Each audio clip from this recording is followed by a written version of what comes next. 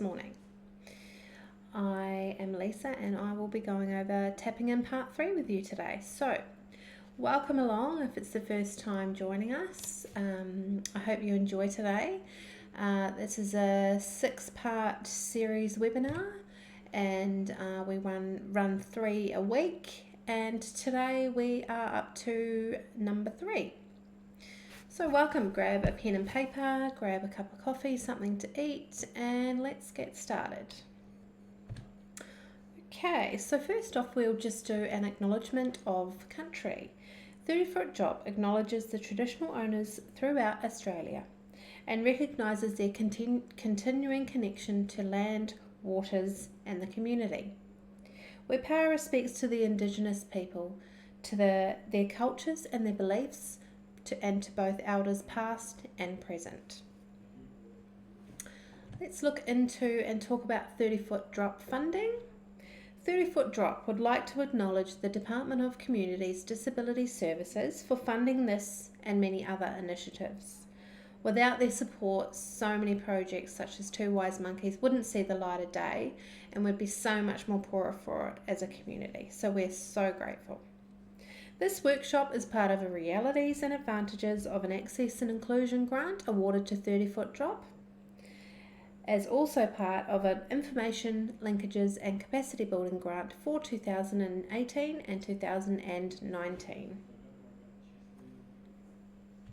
A little bit of housekeeping.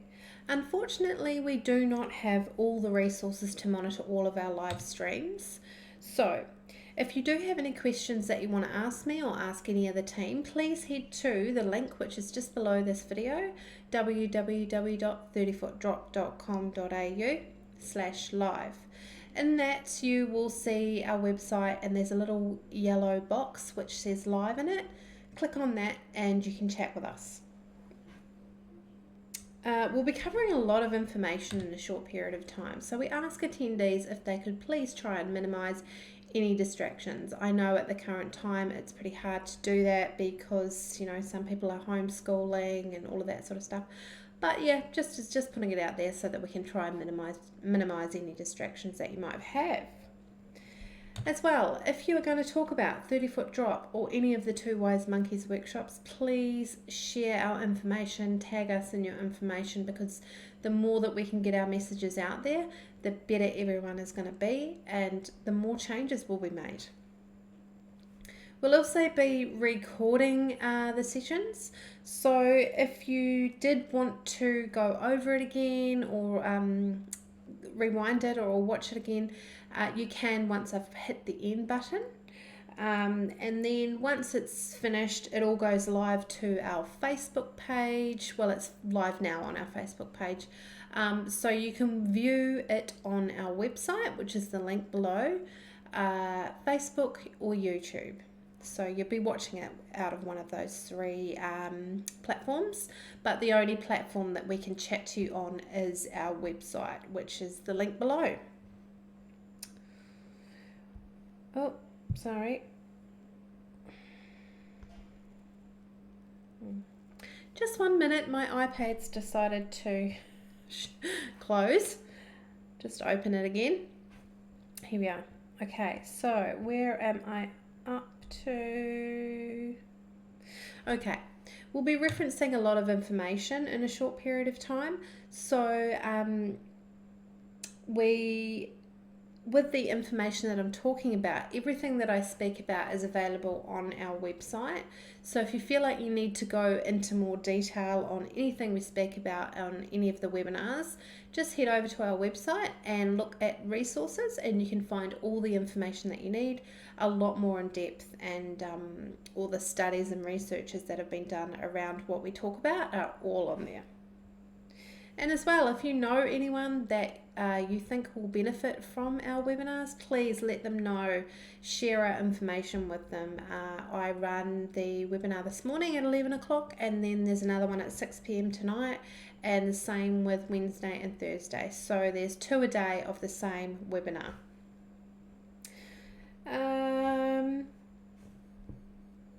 At the end of the webinar, we will be taking a short survey. It's a really quick survey, and we'd really be grateful if you guys could fill that survey out. It's only a few questions. You tick yes or no, you answer a few things, because the more feedback we can get about what we're doing, the better we can move forward. And okay, that is the housekeeping. Now I can introduce myself and let you know what I'm about. So as I said before, I'm Lisa and I am Hear No Evil. So I'm the monkey with the headphones. Just by looking at me, you probably can't tell what I may suffer from. Through me, you'll realise that you will hear no evil about impairment. My story is definitely a more hidden one. At the age of 8, I was diagnosed with mild dyslexia. Teachers used to hit me on the head, yell at me in front of my classmates, why don't you understand, what's wrong with you, making me feel completely dumb and unworthy. But despite these challenges growing up, it just made me more determined to succeed and prove these teachers or anyone else wrong, that you're not going to make me feel dumb. I'm not dumb. And I did. Once I hit college, I discovered that I could paint and draw and take photos, and that I was better than some of my classmates. So it's just a matter of finding that passion within you.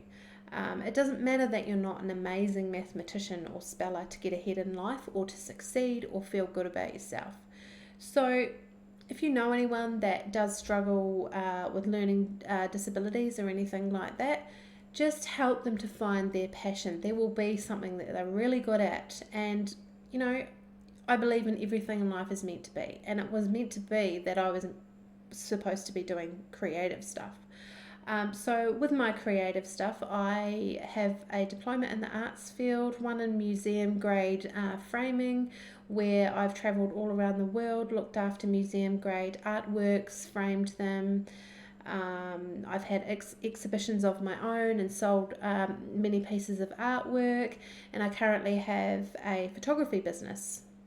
So don't let anything stop you. Don't let anyone get in your way. And at least nowadays, it's not the same as it was 30 years ago, where teachers could get away with treating you like that. Well, I hope not anyway. But, you've got that passion inside you. It's just a matter of finding it. Okay, so the other monkey is Ben, and he is see no evil. His impairment or disability is more of an obvious one. So I will let him tell you his story if you haven't read about it already on his webpage. But he's the brains behind these projects, and through what's his experienced and what's happened to him, he realised that nobody knows enough about disability or impairment. And we together are trying to get that message out there to make changes for people with disability and impairment, and we want them to be heard. So, isn't there supposed to be 3 wise monkeys? You guys can take a guess on who that third monkey might be. Who's this? Who is speak no evil? You guys. So, the aim of today's workshop is to turn you into that wise monkey.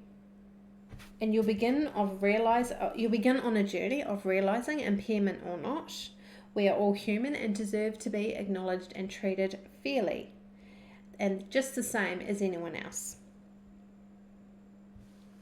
So, if you guys really do want to become that third monkey, we also have these beautiful third monkey t-shirts available, and it has the 30-foot drop logo on the back also. These are available from our website online, so you can order them in black or white, and they start off at size 6 for kids all the way up to 5XL. So if you'd like to purchase one of these, please head over to our shop. They're so popular, everyone loves them. And I love mine too, such good quality. Okay, now let's get into outline and method for today's workshop webinar part 3. So how are we going to get you started on the path of a wise monkey? Well, there's a lot to learn about people with impairment and their potential impact on your business. Today's session is all about how businesses can meet specific needs of this market in order to tap into their business and create change and inclusive ideas. We finish off our focus on the tourism and events by having a look at the future. Oh, hang on a minute. I'm reading the wrong webinar. That's because of what happened before. If you were with me, I lost my connection. Sorry about that. That's what we'll be talking about in webinar part 6, the tourism. Let me go back. Sorry.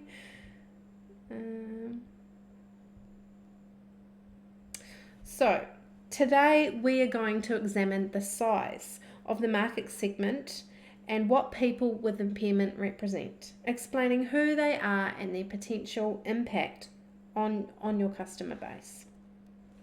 Then we will examine the potential impacts they can have on your business, both positive and negative.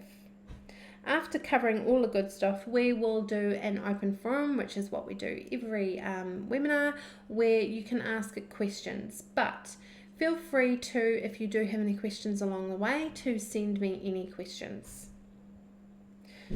So, how are we going to cover this? What will our teaching method be?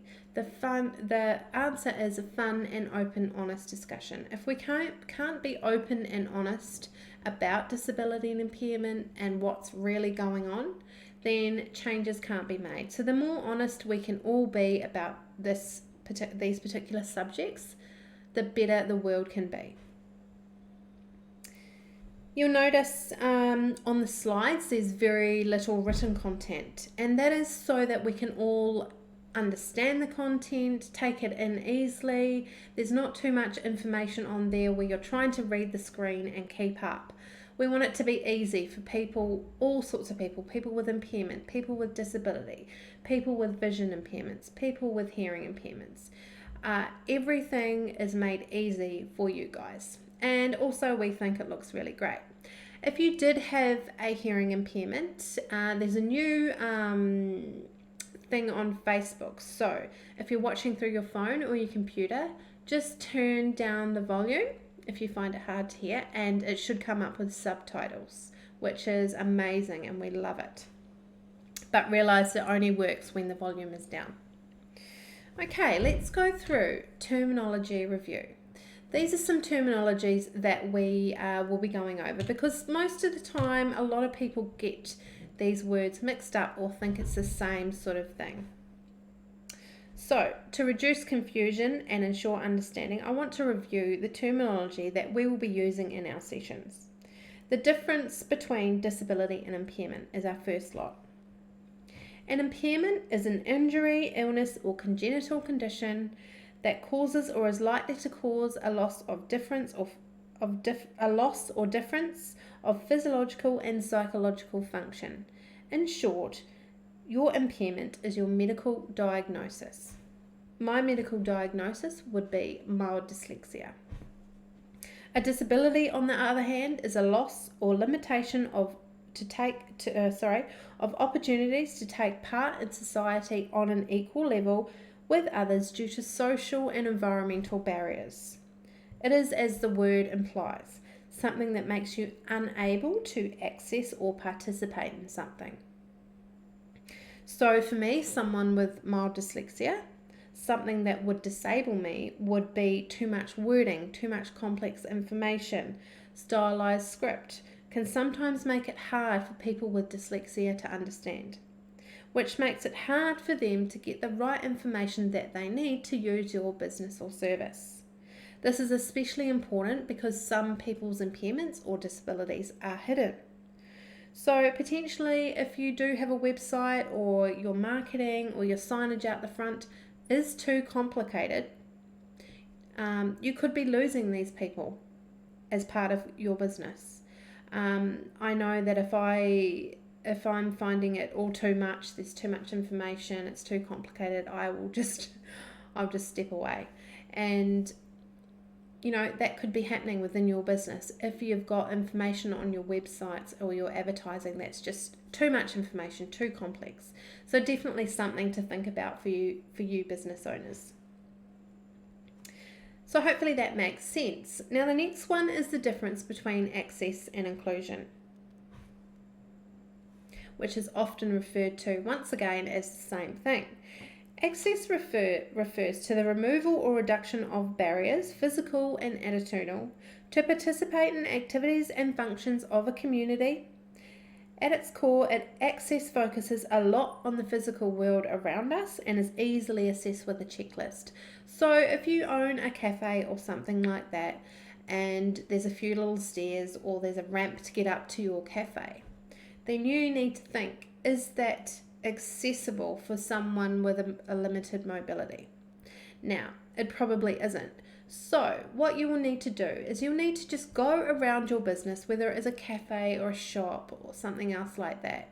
Go around your business, look on our website, look for the accessibility checklist and see if your shop or service is offering the best possible accessible service.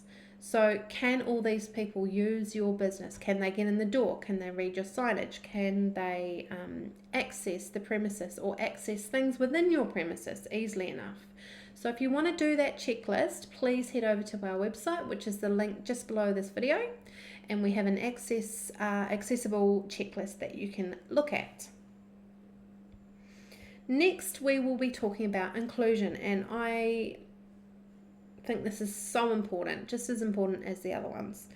Inclusion is more of a psychological state and is the process hereby every person, irrespective of their age, disability, gender, religion, sexual preference, or nationality, who wishes to can participate fully in all aspects of an activity or service in the same way as everyone else in the community. Inclusion is making sure that everyone is included. So if you own a restaurant and there is a certain seating area that's on the water, a beautiful view, but it has stairs or something that it's not accessible to that person with a mobility issue, but it's also not inclusive. That person is not going to feel included in your business or service if they can't actually get down there and sit there. So it's making everyone feel included within your business or service, which is so important, because that if everyone's included, then self-esteem is boosted, anxiety drops, There's so much more about being inclusive than a lot of people realize, and it's just as important as everything else. So let's head on to the next part. If you have any questions, please send me any questions. Nothing's off limits. You can ask anything you like, talk about anything you like. Just please post them to the chat box, which is on our website. Next, we'll be talking about people with impairment, the untapped market share. Recognizing your market. Let's get into the good stuff and look at the market share. Okay, women's sportswear. Here's a business idea. Ignore a potential market. That's what many sports and athletic related businesses did until they realized in the mid-1990s that they had been passing on a gold mine. Women. Yes, the half of the population that some thought should just be playing with Barbie dolls and prams. Well, in the 1990s, it was a turning point. The NBC's 1996 Summer Olympic Games coverage targeted women and sports much, much more than previously, and many more female-orientated sports, advertisements, and equipment apparel lines emerged. So imagine that. Women would actually be interested in doing the same thing as other humans, such as sports. Well, many businesses, once again, could be ignoring or missing other potential markets. Consider, for example, a population that has clear, persistent needs that are not being adequately fulfilled. This population spans the world and is growing and includes very motivated customers. Since this population is currently being unserved and misunderstood by many businesses, many of these customers are lost, but they would be very grateful for and loyal to your business if you would be able to meet their needs. Okay, this is the Australian population. This is a population that has an estimated disposable income Australia-wide of 54 million and growing.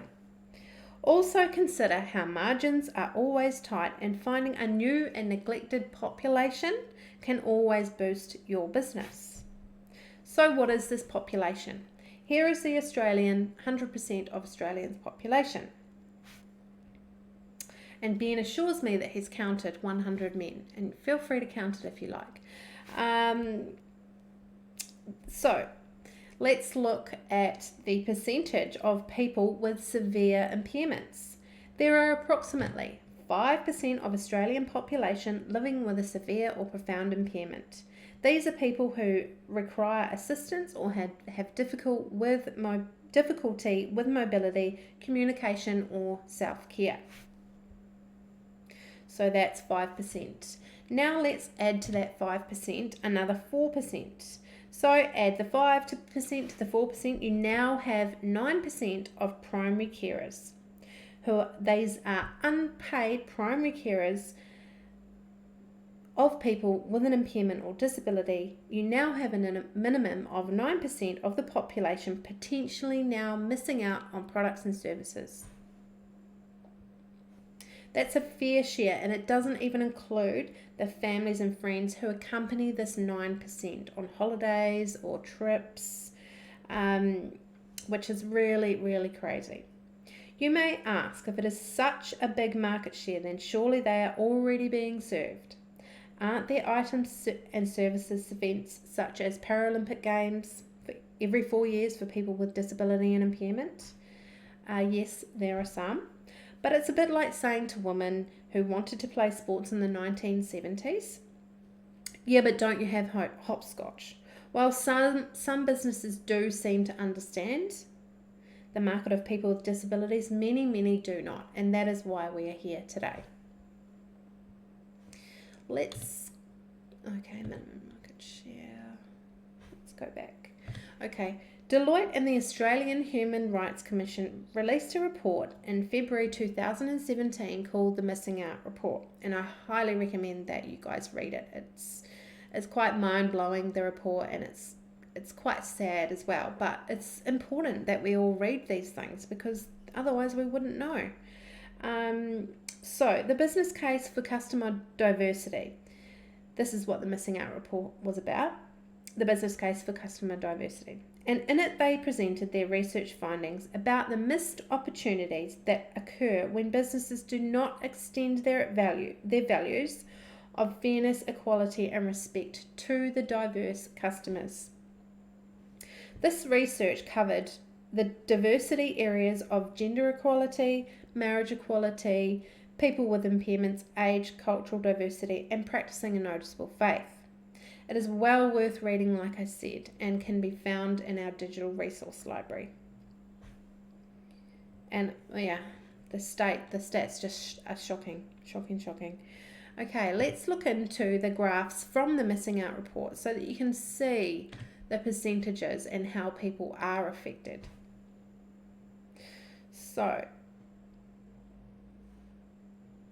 So these focus on impairment and whether businesses are meeting the needs of this market. Graph 1. Here's one of the findings that they had in the Missing Out Report. As a customer, more people with impairment are finding that often places do not provide the products or services that they need. So that is 35% of people with an impairment that are not getting the products and services that they need, and 27% of people who do not have an impairment also feel this way. So 35%, that's getting up there. They're not getting the products and services they need. Is your business one of these people that aren't offering the right products and services for disability and impairment? Let's head over to graph 2. As a customer over the past 12 months, I have usually engaged with an organisation with fear or rejection or embarrassment because of a personal characteristic. That's a lot of scared customers, 26%, a lot of scared customers. And ask yourself, do scared customers spend well? I certainly don't. Another sad statistic. Okay, graph 3. As a customer over the last 12 months, I was often treated less favourably than other customers based on certain characteristics I have. That's 1 in 3 people with an impairment treated this way because of a disability or impairment that they have. 38%. That's crazy. Just awful. And I hope everyone watching is starting to get an idea of how serious this all is. I mean, it's not just 5%, it's 38% of people. And then the rest, the 26%, is people without impairment, but they still feel this way. So there's a lot of work that business owners and services need to do today. Graph 4. As a customer over the last 12 months, I have experienced discrimination by one or more organisation. This one shocked us the most. Getting discriminated against by one or more organisation. This is crazy. It's almost 30%. 30% of people feel that they were being discriminated against by a company or business because of the way that they looked or were acting. Crazy, crazy figures. And once again, are you going to spend money at businesses that make you feel this way? These stats show that there is definitely a market that is not having its needs met. Let's have a look at who these people are and what are behind the stats. Who are they? People with impairments. People with impairments are just like us. We have passions, loves, and families. We purchase consumer goods like foods, clothing, and cars. We go to the movies. We go out for dinner. We go on holidays. We have hobbies, but for some reason, we are treated differently. In short, people with impairment are active contributors to the community and the economy. As a result, we represent a market share to businesses and organisations. Because we are a market share, we are also able to impact your organisation, and how we do that is up to you. So let's look at the potential impacts and how they can affect your businesses. And these are only minority and ethical consumerism. First up is only a minority. When it comes to minorities, people can often say it's only a minority. There isn't enough of them to make a difference. As discussed earlier, we can safely say it's about 9% of the population. What research has found is that people with impairment are a decisive and influential minority. Let's have a look closer at these results, and we will go over more of the missing out report stats. So another graph 1. Ceasing transactions. Over the past 12 months, I have ceased a transaction because I felt I was treated unfairly.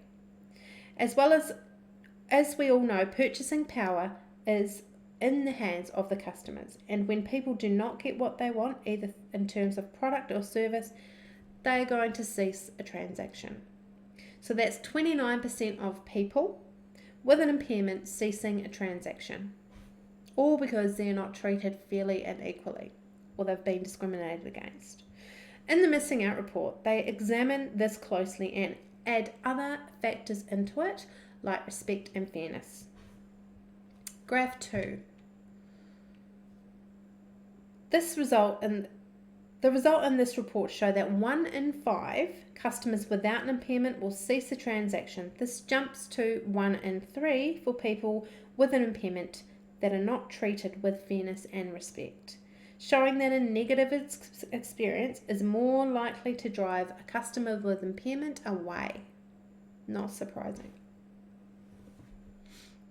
In graph 3, more than just walking away from the sale, people with impairment are twice as likely than the rest of the population to dissuade others from using your product or service because of the way that they were treated.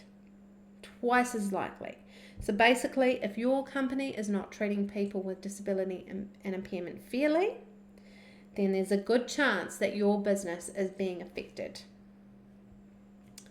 Such important things to know, because so many customers or people working in the retail industry wouldn't even know that one comment or that one thing that they have said or discriminated against that certain person with a disability or impairment or some kind of difference has affected them that much that they are going to probably go and tell five family friends or members of their family and tell them not to come to your business or service. So it's so important that we're all treated fairly.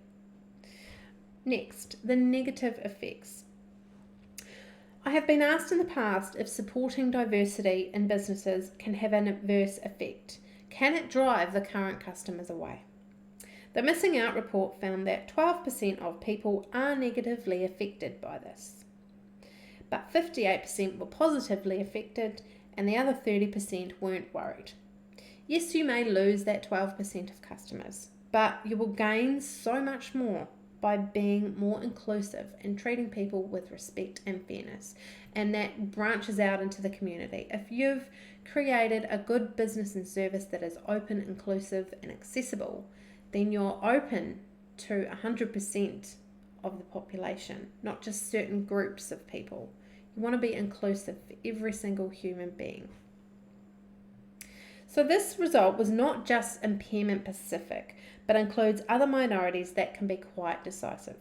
Marriage equality, people with impairment, older people, for example.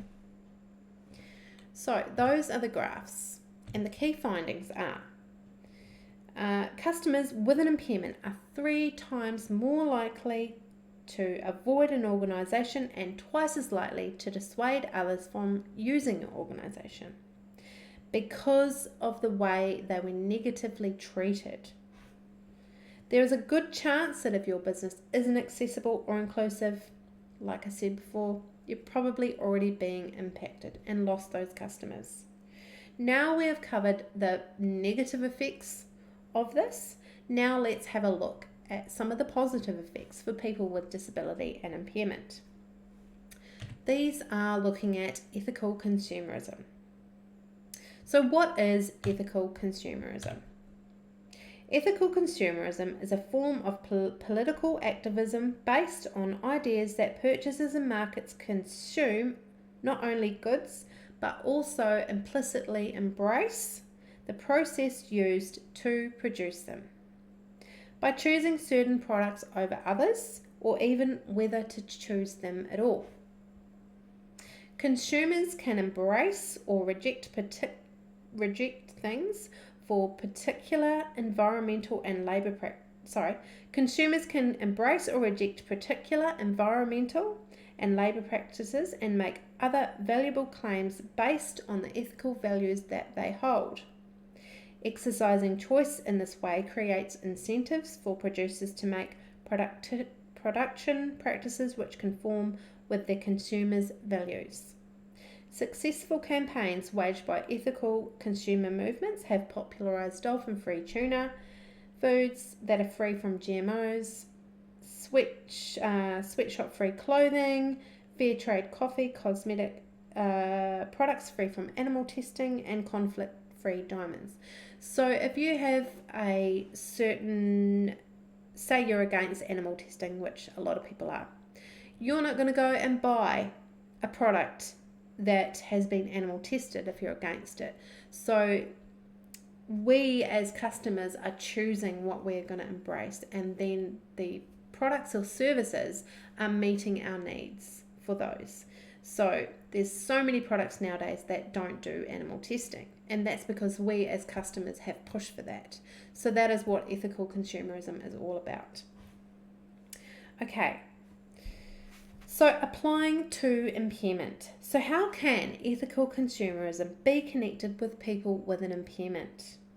Who here has heard of the quiet hour at Coles and Woolworths?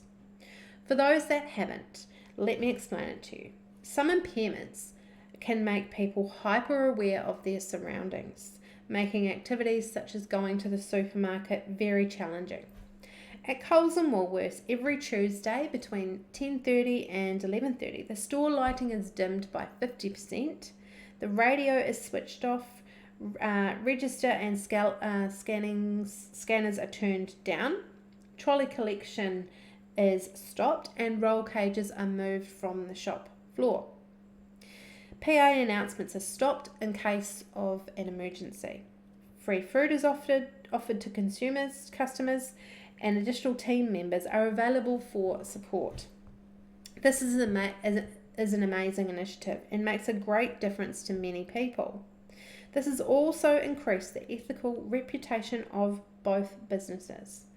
So if you search the internet, you'll see that Coles and Woolworths have done this, and it's been talked about all throughout Australia. And how do you think it's impacted customers? Definitely in a positive way.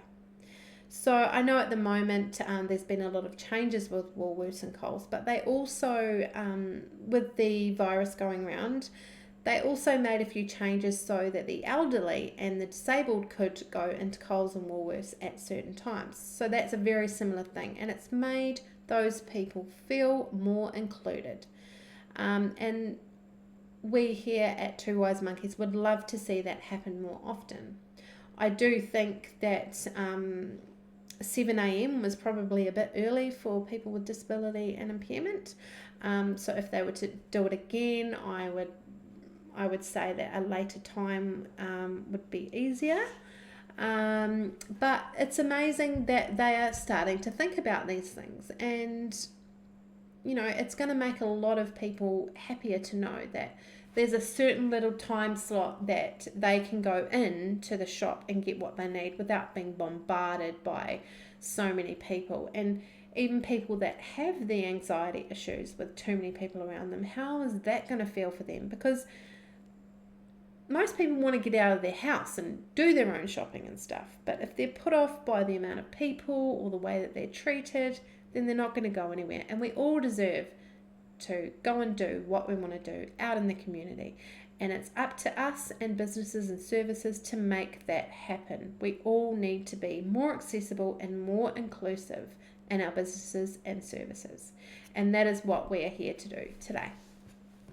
So that is it for webinar part 3. I hope you all enjoyed that. Sorry, it's been a few weeks since I've done that one. I got a few things mixed up there.